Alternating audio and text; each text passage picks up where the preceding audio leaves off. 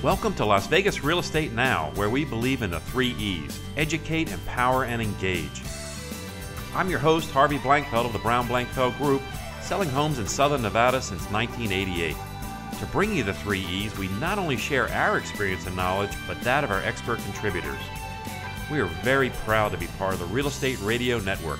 Like them, we are dedicated to delivering timely, balanced truths for market conditions. Please stay tuned. We'll be back in just a moment.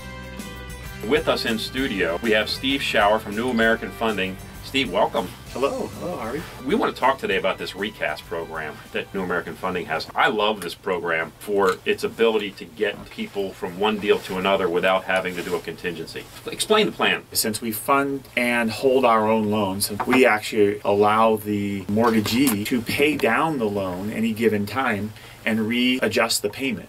Where most people would say, great, you can always refinance the loan. In traditional mortgages, your payment would not change. Right. We will adjust the payment for you and lower that payment over the same term of the loan.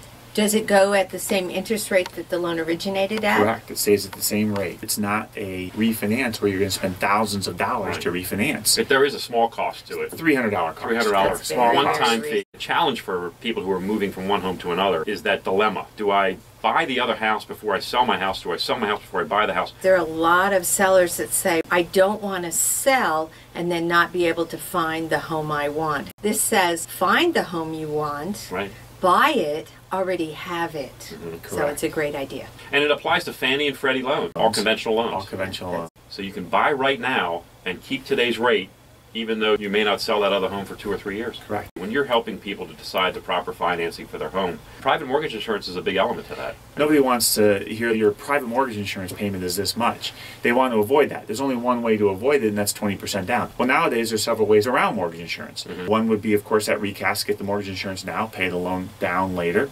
remove the mortgage insurance.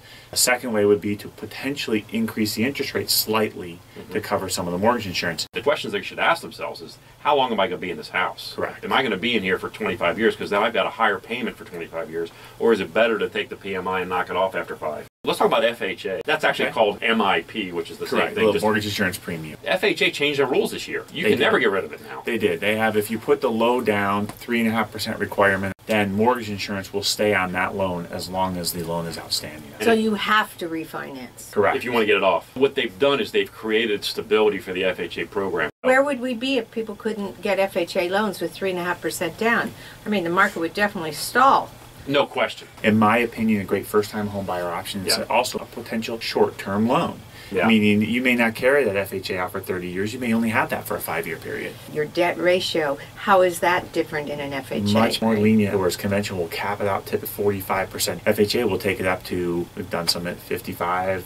So if you're making $1,000, they'll let you take an FHA loan if you're spending up to $550. $550. Now that income includes complete house payment and any debts appear on a credit report. Our sellers sometimes say, geez, Harvey, I don't know if I want to accept FHA because I got to pay all this extra. If you know that you want to get the most money possible, who do you want your buyer to be? You want them to be an owner-occupant. And if they can only do it with FHA or VA, so be it. Let it happen. You were talking about before, where you go a slightly higher interest rate with no PMI at 10% down on conventional? It actually starts with a 5% down. On conventional loan, we can raise the rate up slightly to cover that potential mortgage insurance. One of the questions you're going to ask was, how long do you plan on being in this home? Correct. Probably going to be moving in a few years. And in that case, you may be thinking about more of a short-term mortgage product. Well, I'm going to say something a little bit scary here, but even adjustable rate, under the right circumstances, could be a possibility. Well, we typically call those fixed period. Right. So in other words, it's fixed for a 5-year period, then goes into an adjustable rate. The new adjustable rates out in today's market are really meant to be less volatile.